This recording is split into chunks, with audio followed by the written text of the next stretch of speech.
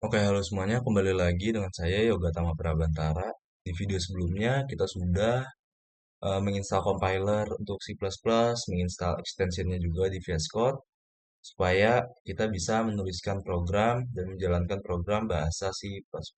Nah, di video kali ini kita akan belajar dasar-dasarnya. Kita akan mengulas ya mulai dari variabel, tipe data, dan lain sebagainya. Juga kita akan mencoba beberapa program sederhana aja, simple. Kita akan coba program dalam bahasa C++, kita bakal belajar penulisannya bagaimana, lalu perintah-perintah yang ada di bahasa C++. Tentunya ini berbeda dengan bahasa Python yang sudah kita pelajari sebelum-sebelumnya. Langsung aja kita masuk ke materinya. Ini dia, ini hal-hal yang akan kita pelajari ada variabel, tipe data, konstanta, array, input output, fungsi dan juga variabel. Nah, mulai aja deh yang pertama. Variabel seperti pada bahasa Python sama ya.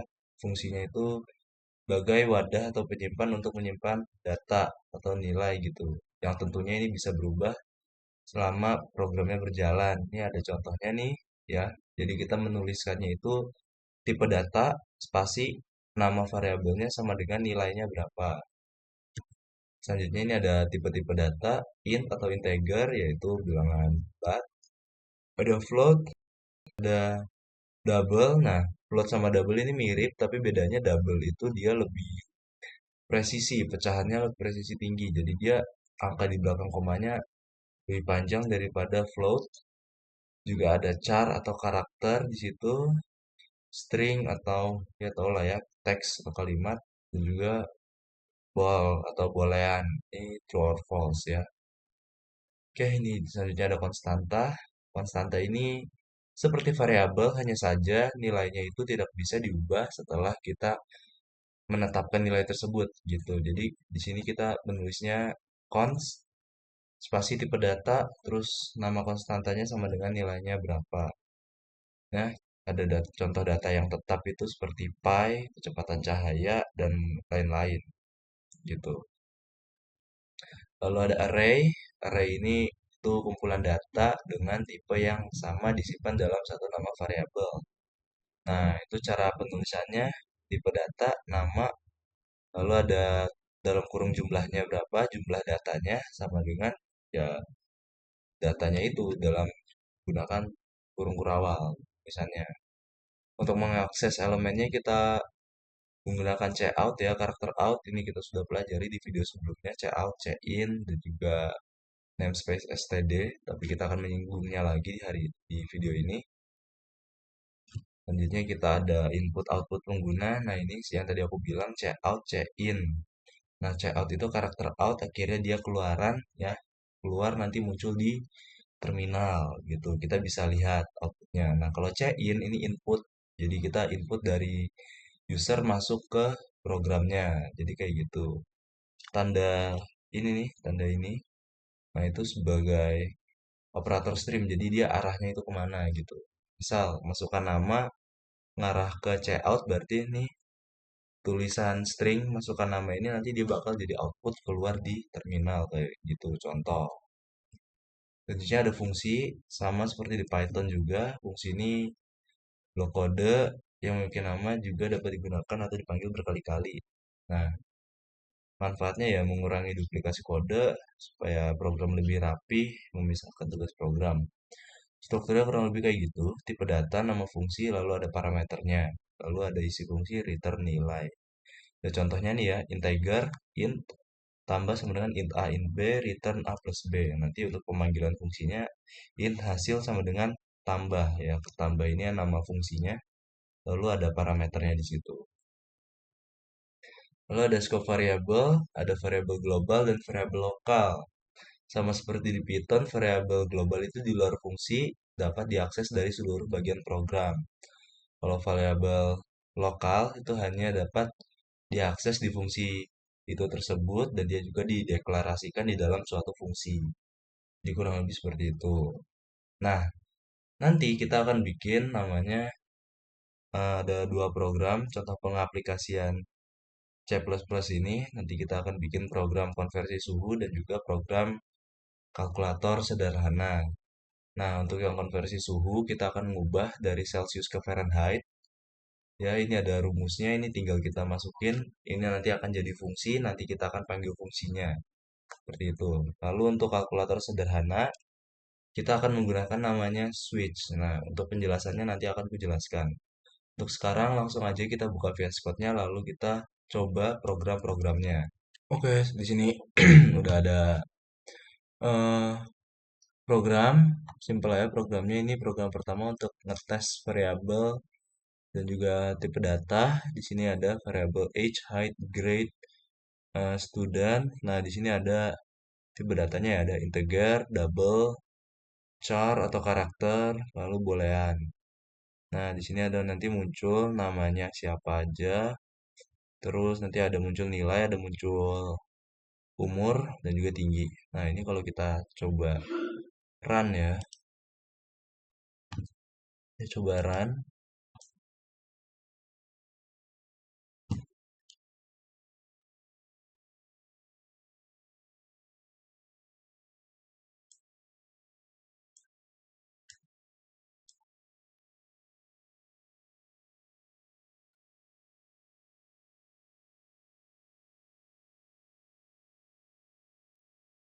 Oke.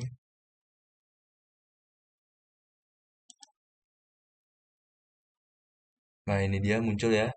Name Budi, umur 20, tingginya 170 setengah dengan nilai A, is student 1 ya, karena dia true, sama dengan true gitu.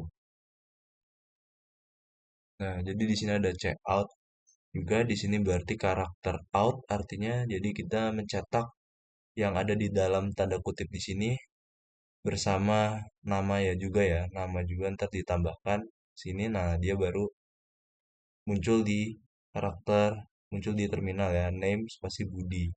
Nah, NL di sini supaya artinya dia tuh end line, jadi kalau nggak pakai NL nanti dia lanjut terus ke kanan ya. Jadi name Budi, habis itu sebelahnya age, terus height, terus baru grade. Nah, kalau kita pakai NL nanti dia lanjut ke bawahnya gitu kayak begini. Nah, sekarang kita coba yang konstanta. Nah, ini dia yang konstanta. Ini di sini programnya itu menghitung luas suatu luas area lingkaran ya.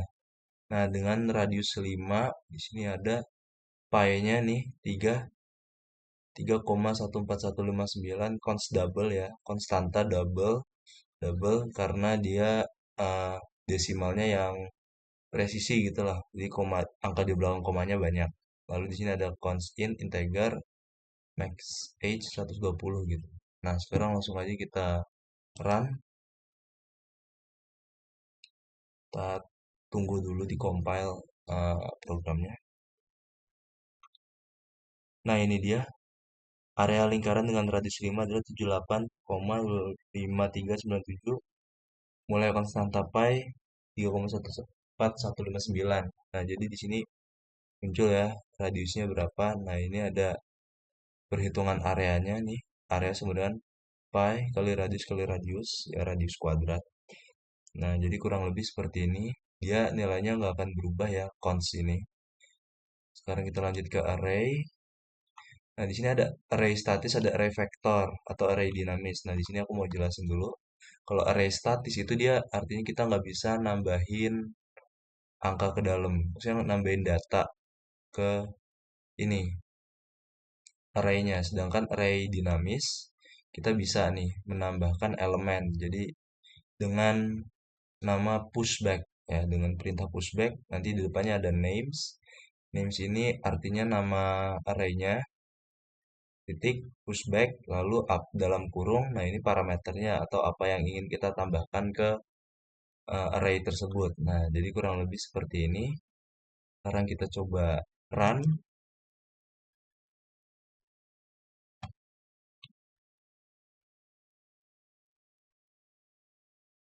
Nah, muncul ya array elements yaitu ini 10, 20, 30 ya. Check out array elements NL. Nah, nanti dia keluar. Di sini sudah muncul. Lalu ada vector elements juga. Nah, ini Alice, Bob, Charlie. Nah, ini dia nambahin tadi ke array names ya di situ. Nah, nanti di sini ada untuk mengakses atau menampilkan juga ke terminal for int i sama dengan 0, i kurang dari names dot size segini, masukin i plus plus. Nah, size-nya ini artinya jumlah elemen yang ada di dalamnya ya. Kurang lebih seperti ini. Printkannya udah sesuai. Lanjut kita ke input output. Untuk input output ada cout, cin. Cin karakter input. Jadi kita masukin bisa ke konstan, bisa ke array, bisa ke variabel. Intinya cin. Nanti dia ada tanda arrow gini namanya operation stream. Nanti mengarah ke nilai itu mau kita masukin kemana. Kalau saya out itu sebaliknya, nanti dia istilahnya kalau di Python kan print ya, jadi supaya muncul di terminal gitu. Sekarang kita coba run.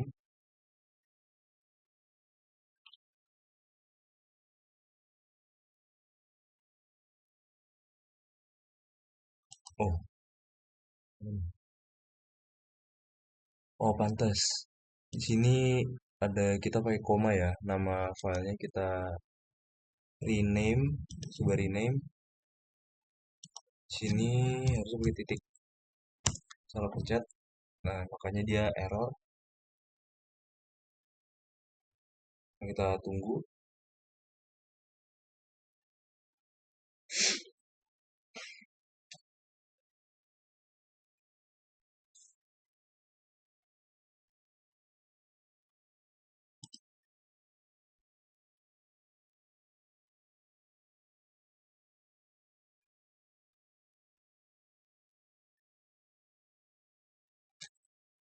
King banget.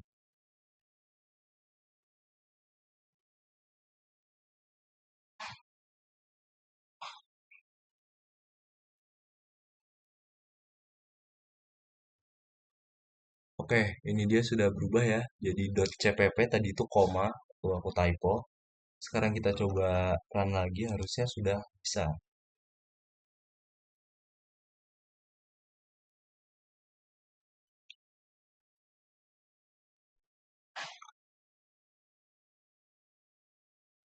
Nah, enter your age kita masukin misal umur 18. Full name, misal namanya Bob the Builder. Nah, hello Bob the Builder, you are 18 years old. Nah, muncul ya ini kalau dengan Python dia bisa lebih singkat lagi. Cuma sekali ini karena kita belajar C++, jadi penulisannya kurang lebih seperti ini. Jadi ada check-in, age, nah check-out ini enter your age. Nah, kita muncul di sini enter your age berapa, nanti hasil dari ini baru masukin ke age gitu. C.ignore ini untuk membersihkan buffer sebelum getLine. Ada lagi check-out, enter your full name, getLine check-in, name gitu. Kita nggak seharusnya gimana ya, nggak selalu harus pakai check-in, kita juga bisa pakai getLine dalam kurung check-in, name. Jadi di sini name di sini sebagai ini ya variabel, dapat dilihat di situ. Sekarang lanjut ke bagian yang fungsi. Nah, ini dia. Ini seperti kalkulator sederhana ya. Ada A plus B, X kali Y. Nah, nanti di sini ada dimasukin data int X sama dengan 5, Y 97. Dicari ya. Dipanggil fungsinya add numbers dengan parameter XY, lalu ada multiply dari parameter XY juga. Nah, nanti di sini akan muncul hasil penjumlahannya. Sekarang kita coba run ya.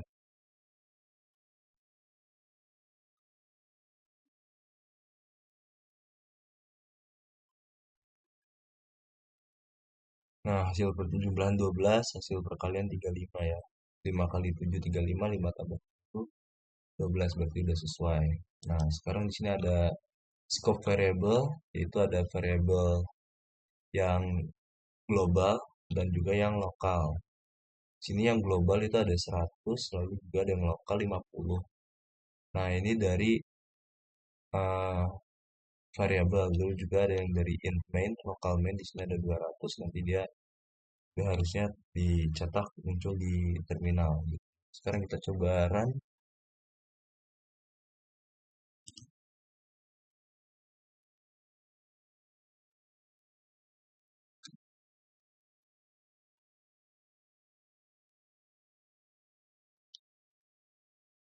Ya, di sini dapat tertulis ya, muncul global value dari main-nya adalah 100, lalu ada local value dari main-nya 200 ya, di sini muncul local main sesuai. Lalu local value dari 50, global value ada 100 sesuai ya, jadi di sini muncul global value dari main ada 100, di sini cout global value dari main berapa. Lalu ada juga local value dari main yaitu 200, lalu ada local value dari fungsi 50 dan juga global value dari 100. Nah, jadi kurang lebih kayak gini ya. Ini fungsi di sini untuk int main. Nah, sebelum kita lanjut lagi mungkin kalian sadar dari tadi itu kita pakai yang namanya IO dan namanya namespace std. Nah, sekarang aku mau jelasin dulu namespace std ini apa sebelum kita masuk ke program konversi suhu dan juga kalkulator sederhana. Oke, namespace std yaitu ruang nama yang digunakan untuk mengelompokkan fungsi, variabel, dan kelas agar tidak terjadi konflik dengan program atau library yang lain. Nah, ini contoh masalah yang tanpa namespace, misalnya kalau punya fungsi nama print, ada library juga yang punya fungsi bernama print. Nah, program jadi bingung, print ini yang mana. Nah, dengan namespace, masalah yang seperti ini itu bisa dihindari.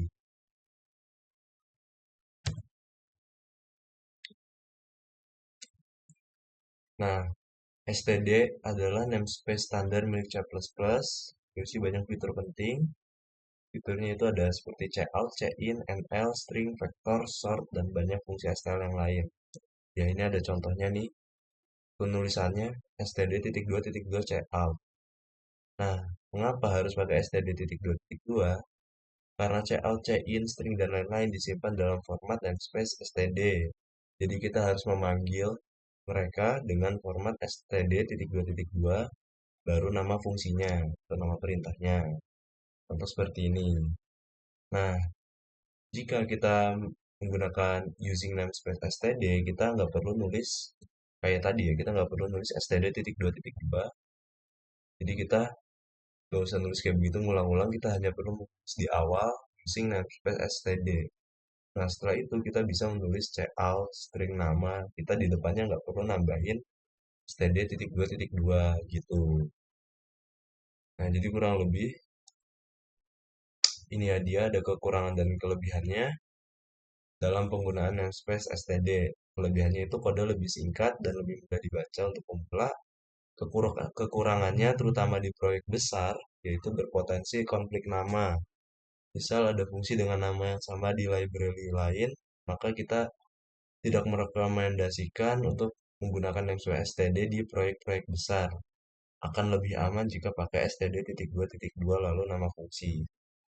Nah, kalau hanya untuk belajar, using namespace std itu kita bisa pakai. Kalau untuk proyek yang profesional, disarankan kita pakai std.2.2.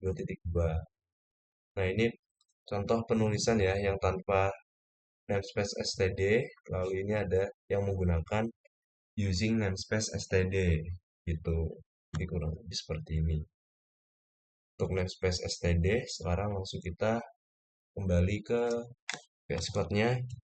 Kita coba pelajari program yang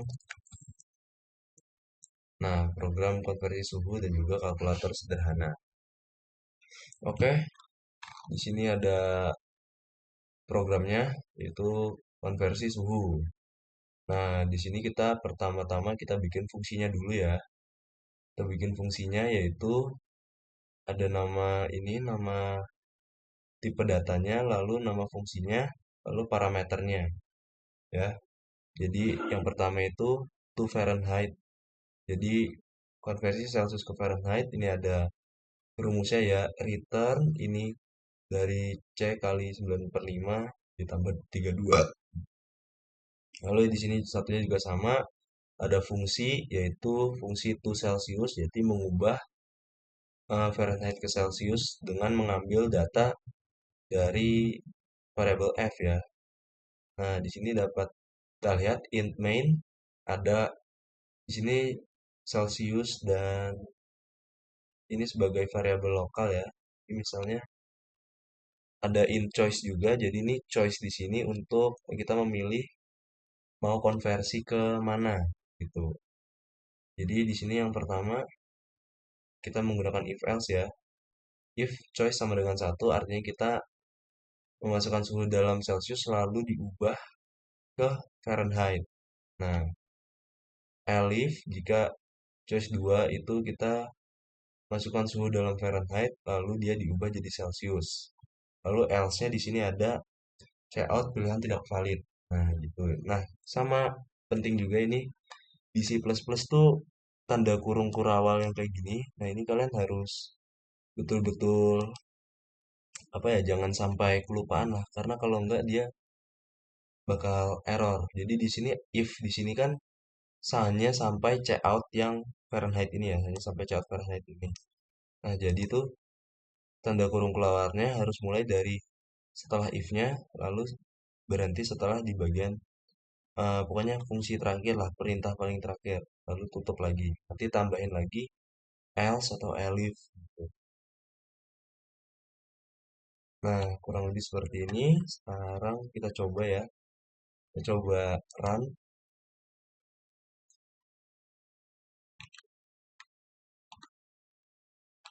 Tunggu dulu, ini masih di compile. Oke, konversi suhu Celsius to Fahrenheit atau Fahrenheit ke Celsius. Kita coba pilihan satu dulu. Lalu klik enter. Nah, misal suhu dalam Celsiusnya kita masukin 34. Nah, di situ muncul ya, Fahrenheitnya 93,2. Jadi, kita lihat di sini. Nah, kita kan masukin suhu dalam Celsius tuh, C-in Celsius. Nah, di sini dipanggil fungsinya ya, si to Fahrenheit. Jadi dia akan check out Fahrenheit titik dua. Lalu di sini nah ini to Fahrenheit dengan parameter tadi ya Celsius dan datanya tadi sudah dimasukin gitu. Sekarang kita coba run lagi, tapi sekarang kita ubah Fahrenheit ke Celsius.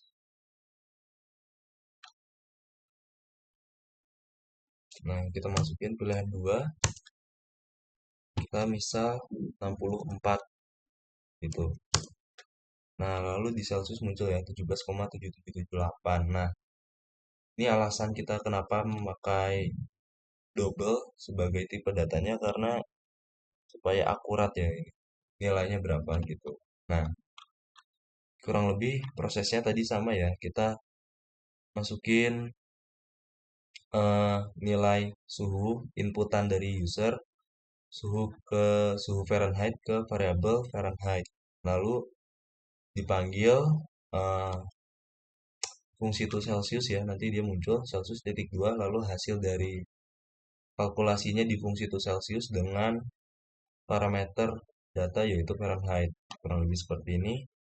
Nah, jika kita memasuki di awal tadi masukin pilihan tidak satu ataupun dua, yaitu tiga, nanti dia bakal muncul nih pilihan tidak valid. Nah, sekarang kita coba ya.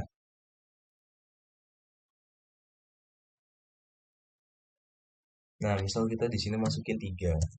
Nah, pilihan tidak valid gitu. Jadi dia berhenti programnya di situ. Nah, kurang lebih seperti ini untuk yang konversi suhu. Sekarang kita beralih ke kalkulator sederhana. Ya, dapat dilihat di sini kita menggunakan switch ya. Switch ini mirip dengan if else, tapi jika if else ini dia conditional, yang jika salah satu tidak terpenuhi maka dia lanjut ke kondisi selanjutnya, jika kondisi tersebut tidak terpenuhi lanjut ke kondisi yang selanjutnya lagi. Kalau if else kan seperti itu, sedangkan switch dia itu ngambil data dari yang ada di sini ya. Misalnya di sini OP atau operation.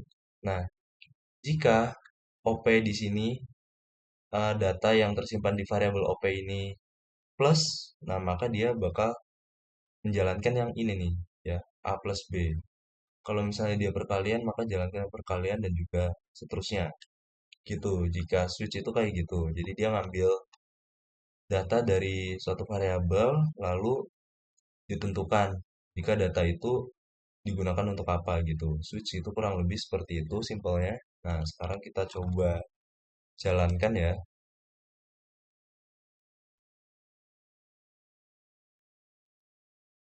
Oke, masukkan angka pertama, misal angka pertama 45,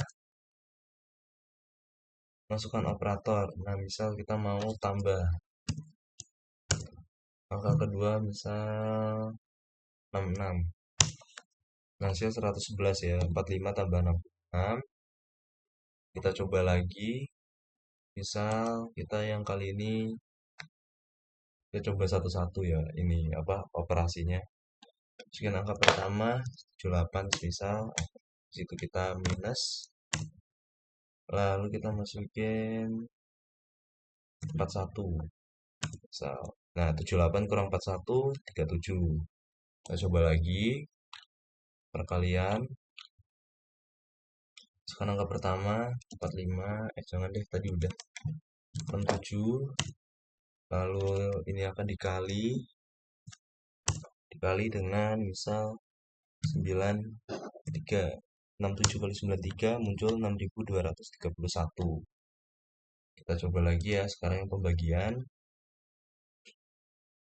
Nah, di sini jika kalian lihat, jika pembaginya 0, maka dia error ya, karena nggak ada pembagian. Jika pembaginya 0 itu hasilnya nggak muncul, nggak ada error. Nah, sekarang kita coba masukin angka pertamanya misal 56. Lalu kita ini pembagian, lalu angka kedua kita masukin 0. Kalau kita masukin 0, tuh error pembagian 0. Nah, karena nggak bisa ya, jika pembaginya 0 itu nggak bisa. Kita coba lagi, misal pembaginya jangan 0, kita pembaginya yang bilangan lainnya, misal 89 dibagi 11.